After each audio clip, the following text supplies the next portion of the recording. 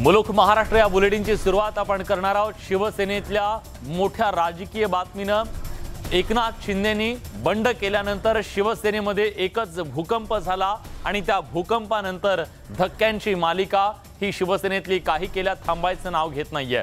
शिवसेनेच्या 40 आमदारांनी बंडाचं निशाण फडकावल्यानंतर आता आणखी 12 खासदार जे आहेत आता ते सुद्धा शिंदे गटाला सामील होणार असल्याची माहिती मिळते। दुसऱ्या बाजूला राष्ट्रीय कार्यकारिणी जी आहे ती कार्यकारिणी सुद्धा बरखास्त करण्यात आलेली आहे। शिवसेनेचे 40 आमदार शिंदे गटात गेल्यानंतर शिवसेनेचे 12 खासदार शिंदे गटासोबत जाणार असल्याची माहिती सूत्रांकडून मिळते। दुसरीकडे एकनाथ शिंदे गटाने आपली कार्यकारिणी जाहीर केली आहे। शिवसेनेची जुनी कार्यकारिणी रद्द करण्यात आल्याचा दावा सुद्धा शिंदे गटाकडून करण्यात आला। विशेष म्हणजे या शिवसेनेच्या मुख्य नेतेपदी एकनाथ शिंदेंची नियुक्ती करण्यात आली आहे। शिवसेनेचे कोकणातील नेते आणि माजी विरोधी पक्षनेते रामदास कदम यांनी शिवसेनेला जय महाराष्ट्र केलाय। बाळासाहेब ठाकरेंच्या निधनानंतर नेतेपदाला किंमत उरली नाही असं म्हणत त्यांनी आपल्या नाराजीला वाट करून दिली आहे। तर रत्नागिरीत उदय सामंत यांच्या सोबत गेल्यानं काही पदाधिकाऱ्यांची शिवसेनेनं हकालपट्टी केली आहे। हकालपट्टी करण्यात आलेल्या नवीन पदाधिकाऱ्यांनी मात्र पदभार स्वीकारायला नकार दिलाय। तर रत्नागिरी तालुका युवा संघटक वैभव पाटील यांनी नियुक्तीनंतर काही तासात आपल्या पदाचा राजीनामा दिलाय।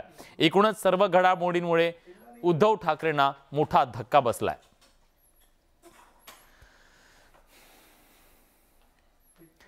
शिवसेना पक्षप्रमुख उद्धव ठाकरेंना मुख्यमंत्री एकनाथ शिंदेंनी आणखी एक धक्का दिलाय।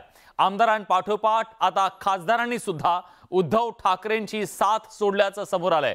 जवळपास 12 खासदार एकनाथ शिंदेंच्या गटाला सामील होणार असल्याची माहिती मिळतेय।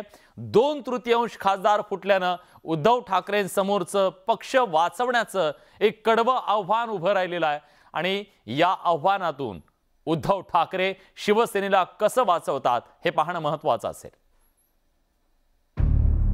उद्धव ठाकरेंना शिंदेंचा आणखी एक धक्का। 12 खासदार एकनाथ शिंदेंच्या गळाला।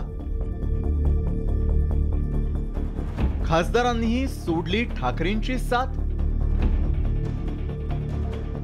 एकनाथ शिंदेंनी शिवसेनेत केलेल्या उठावाचे रोज नवनवे धक्के उद्धव ठाकरेंना बसतात। एकनाथ शिंदेंसोबत 2/3 आमदार गेलेले असताना आता खासदारांनीही उद्धव ठाकरेंची साथ सोडण्याची तयारी केली आहे। मुंबईमध्ये मुख्यमंत्री एकनाथ शिंदेंसोबतच्या ऑनलाईन बैठकीत तब्बल 12 खासदार उपस्थित असल्याची माहिती समोर आली आहे। या संदर्भातली मला कल्पना नाही कोण कोण करते काय ते, पण हे आकडे टाकण्यापेक्षा त्यांची नावं सांगा, ते जास्त युक्तिक होईल आणि विश्वासार्ह होईल।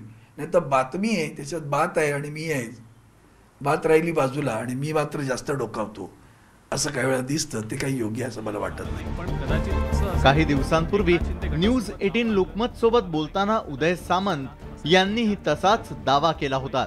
सध्या एकनाथ शिंदेंच्या संपर्कात नेमके किती खासदार शिवसेनेचे आपल्याकडे काय माहिती? मला अधिकृत माहिती नाही, परंतु मी देखील शांतपणानं डोळे मिटून ज्यावेळी आकडे बघतो तर तो 12 ते 14 खासदारांच्या मध्ये जायला काही हरकत नाही असं माझं मत आहे। म्हणजे माझा हा विचार आहे। आणि जे आता आमच्याकडची काही मंडळी प्रचंड निष्ठावंत म्हणून जे मेळावे घेत आहेत, भाषणं करतायत, टीका करतायत, ते पण शरीरानं तिकडे आहेत, मनाने इकडे।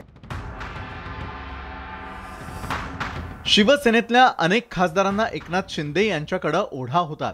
शिवाय भाजपशी पुन्हा युती व्हावी असं मतही काही खासदारांनी व्यक्त केलं होतं। आता जवळजवळ आम्हाला 3 वर्ष झालेत आणि 2च वर्ष राहिलेले आहेत। जी नैसर्गिक युती त्या ठिकाणी आहे, त्या माध्यमातून विकास कामं देखील होतील अशा प्रकारचं मत आपण त्या ठिकाणी मांडलं। विधान परिषद निवडणुकीवेळी शिवसेनेचे आमदार फुटले। आता राष्ट्रपती निवडणुकीच्या दिवशी खासदारांनी उद्धव ठाकरेंची साथ सोडल्याचं अधोरेखित झालंय। उद्धव ठाकरेंसाठी संघर्ष आणखी कठीण झालाय। उदय जाधव, न्यूज 18 लोकमत, मुंबई। तर शिंदे गटामध्ये कुठले खासदार सामील झालेले आहेत आपण एक नजर टाकूया। सत्तेच्या या सारीपाठावरती आता ही लढत अतिशय रंगतदार होती असं म्हणावं लागेल। श्रीकांत शिंदे कल्याण डोंबिवली लोकसभा मतदारसंघाचे खासदार, नाशिकचे हेमंत गोडसे, त्याचबरोबर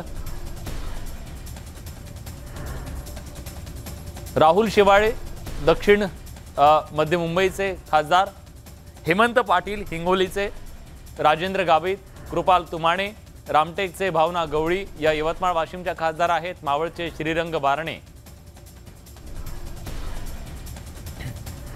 कोल्हापूरचे संजय मंडलिक, हातकणंगले मतदारसंघाचे खासदार धैर्यशील माने, शिर्डीचे सदाशिव लोखंडे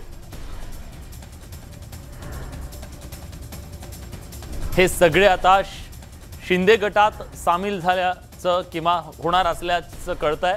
आणि आज त्यांनी एकनाथ शिंदे यांच्या सोबत ऑनलाईन बैठक केल्याची सुद्धा माहिती समोर येते.